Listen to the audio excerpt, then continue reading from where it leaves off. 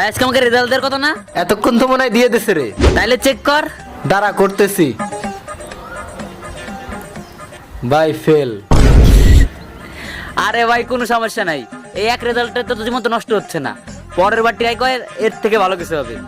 ও আচ্ছা বাদ দেখো না, আমারটা দেখ। ভাই রেজাল্টটা তো তোরই ছিল।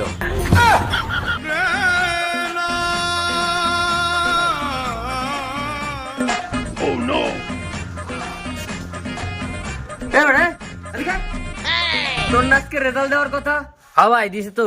পাস করছিস না ফেল করছিস? হ্যাঁ ভাই, একটা সুসংবাদ আছে, একটা দুঃসংবাদ আছে।